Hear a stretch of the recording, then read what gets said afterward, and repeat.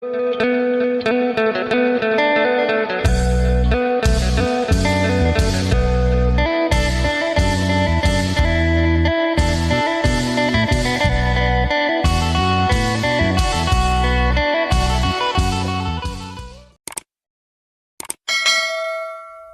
สบายดีและสวัสดีพ่อแม่พี่น้อง FC กันเมื่อสุคนบ่ว่าตั้งฝั่งลาวทั้งฝั่งไทยหรือต่างประเทศยินดีต้อนรับเข้าสู่ช่องบ่าวจำมั่มอีกแล้วโดยก่อนจะไปเชโนมื้อ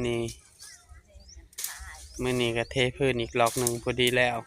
โดยได้แวะมาครับเป็นทำความสะอาดไว้ปุ๊บอ๋อคักต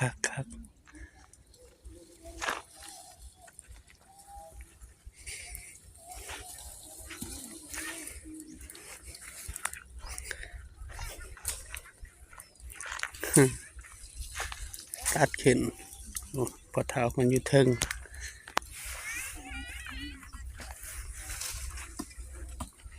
โอ้เจือนลงเนาะเจือนลงให้มันเพียง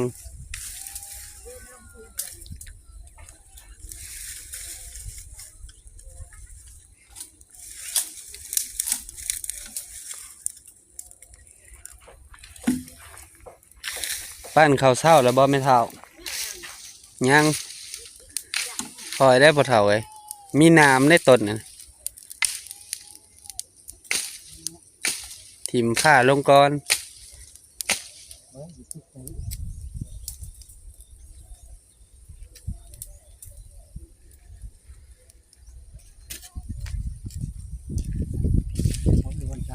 เจือนแล้วเพิ่นก็ปลุกโดนนี่เพิ่นบอกวานนี่แล้วก็ บ่ เจือนแหละ แม่นแล้วเพื่อน้ำบ่ไหลได้ไม่เท่ามันนอนอยู่นี่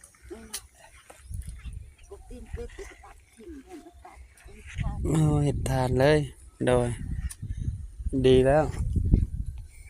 พอดี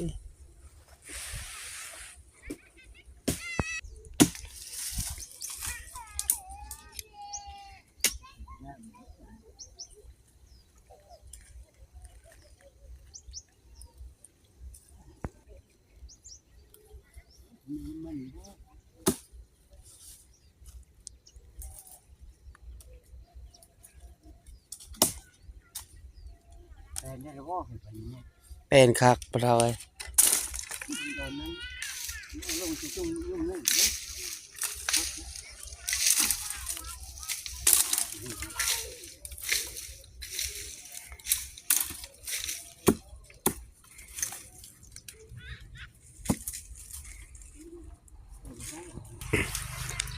มื้อนี้บ่เพิ่นมาเฮ็ดตูบยังบ่ได้มือเพิ่นว่ายังบ่ได้วะยังงุกยังเพิ่นมาให้โลเพิ่นว่านะ อินแต่จะปรับทำความสะอาดก่อนเนาะพ่อเฒ่ายังงุกเพิ่นว่ายังเห็นแล้วเด้อคันมีคนแบบแปลกๆในหนนะดำๆมองๆมึงเถื่อเขาอ้างยิ่งว่าใส่เฮาอ่ะนะต้องโทรถามก่อนมึงบอกเขาบอกเขาโทรถามมันเจ้าของเงินก่อนว่าจะเป็นพี่น้องแท้บ่อิจฉาเนาะกู้แล้วบ่เบ็ดหานเขียดใส่ไม้พ่อเฒ่าเจ้ายามและอะไรเนี่ยมาเล่นคู่มันบ่หัดเปลี่ยนมีเหงื่อเปลี่ยนเหงื่อเหงื่อยังอยู่เลยเหงื่อยังอยู่คันมีเขียดก็ใส่เขียดมันบ่รอดเลยมันบ่รอดป้าน่ะมีอยู่บ่กินปล่อยต้นใหญ่อย่างโดยป้าน่ะใหญ่ ปลาบ้วนบ่มันขึ้นบ่เฒ่าบ่นปลานี่ลิปลาอ้าวกันใหญ่แล้วจะต้องจะโดโตบักใหญ่นะฮะจะต้องหาเขียดมักได้เขียดกับมันหมูหนังหมูเด้หนังหมูเขาเกาะใส่มันก็กินปลาคอนะหนังมันขาวๆน่ะซอยสี่เหลี่ยมบันไดก่อนซอยสี่เหลี่ยมเดี๋ยวจะเกาะใส่พ่อเฒ่าได้ก่อนใส่แล้วจะอะไรดึงขึ้นอย่างแป้งอีกยังบ่ร้อนอยู่เลยบัดแล้วหักกิน บ่รอด หนึ่งมามันเย็นไงบัดแล้วสิฉีดปลาน้อยให้ฉีดน้ำเบาเอกหั้นนะปลานิ่นน้อยหั้นนะเอามาเกาะใส่เนาะเอามาเกาะใส่เอามาเกาะใส่แล้วให้เจ้าเกาะใส่บักเบ็ดนะ แล้วก็ถึงเนาะถึงแล้วก็ถึงแล้ว เอามันนานตายปลาเข็ง มันบุกหน้าตายลอยงั้นโยงถึงมันก็ ใหญ่ติเนาะเจ้าเห็น โอ้บอลโอ้ถึงบนให้เป็นเบ็ดบอลนี่ป่านี่ มีเนาะ เนอ ปลาดุกแห้งสำแคนมันแล้วปลาดุกคันฉีดเบ็ดเอาอะได้ปลาดุกฉีดตามแคมปักตามแคมเอาขี่กระเดือนเอาใส่เดือนมาแล้วก็มามันหักปักยากพอเฒ่าเอ้ยมันแข็ง มาปักเนี่ย เห็ดบันไดลงดีกว่าเอาช่วงนี้เฮาก็บ่มีเวลา เวลา มีเวลาเห็ดบันไดลงนี่แหละเฮาสิเฮ็ดเฮาสิมั่างหัวตัวนี้ออกให้ คนใดต้องสบาย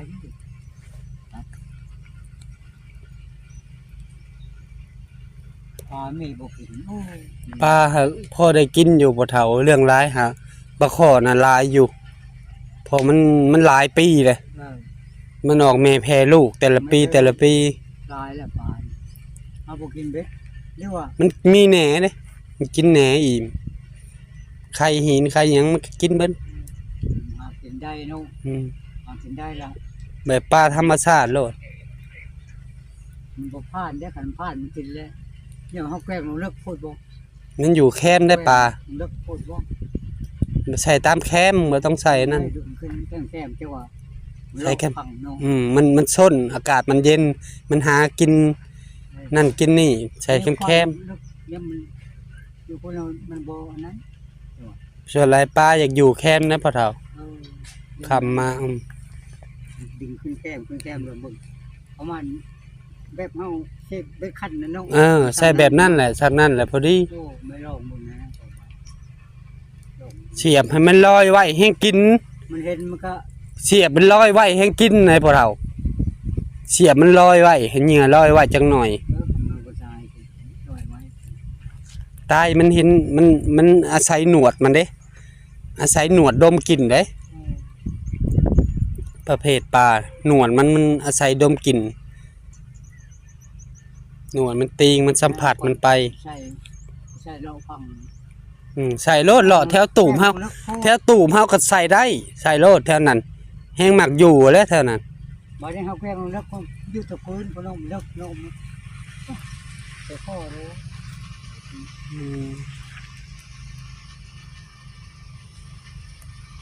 เป็นคักเป็นหยังบัดนี้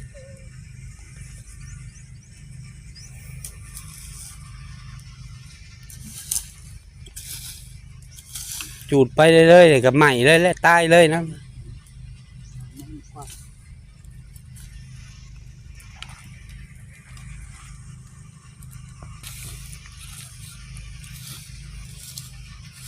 ไปย่ามนะบกกาลาดาเจ้านะ ยามละ บ่ถึก ไม่ได้สิลูกเขาตัวนี้ ใส่อยู่ใกล้บ่เฒ่าอยู่หลุมนี้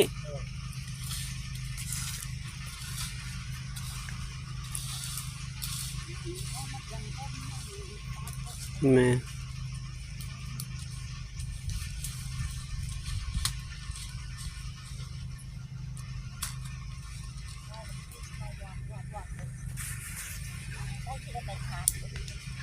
ต้อมเขาแจ้หมองมันไหม้โลด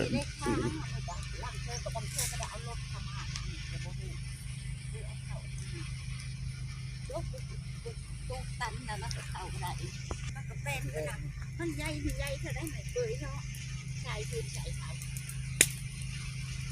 อยู่โอ้มันบักมันก็ลงทางหันแล้วมันก็มีเอาทาง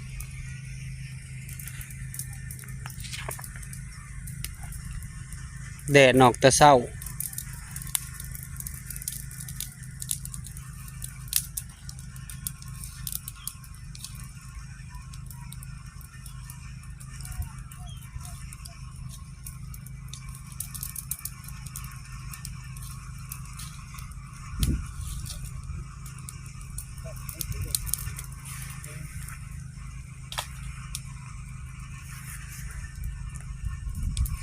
นะ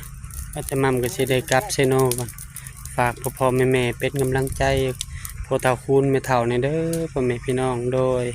มาฮอดนี้บัดจะมั่มก็ขอบบุญขอบคุณพ่อๆแม่ๆ FC ทุกท่านที่เบิ่งคลิปบ่าวจะมั่มแต่ต้นจนจบโดยบ่ข้ามโฆษณาเพื่อเป็นกำลังใจบ่าวจะมั่มเฮ็ดคลิปใหม่ๆออกมาให้พ่อแม่พี่น้องได้รับได้ชมขอให้พ่อแม่ FC ทุกท่านจงมีสุขภาพร่างกายแข็งแรงปราศจากโรคภัยไข้เจ็บคิดสิ่งใดให้ได้สิ่งนั้นสมความมุ่งมา่ปรารถนาทำมาค้าขายชื่อได้ขายมานเหตุธุรกิจอันใดก็ประสบผลสำเร็จในหน้าที่การงานโดยไปใส่มาใส่แคล้วคลาดปลอดภัยฝากพ่อแม่พี่ๆหน้าทุกทานเป็นกำลังใจครอบครัวบ่าวจำมั่มเนี่ยเด้อกดติดตามบ่าวจำมั่มกดไลค์กดแชร์อย่าลืมกดกระดิ่งเพื่อบ่พลาดคลิปใหม่ๆของบ่าวจำมั่มบ่าวจำมั่มก็สิขอตัวลาพ่อแม่พี่น้องเจอกันคลิปหน้ากล่าวคำว่าสบายดีเมื่อเซโนก็เด้อพ่อเฒ่าอะอยู่ดีมีแฮงสบายดีนะแปลนมันเลยมีแต่ไปหาพื้นเด้อเนาะมื้อนี้เนาะคำบ่ได้ไปไสเนาะตัดพื้น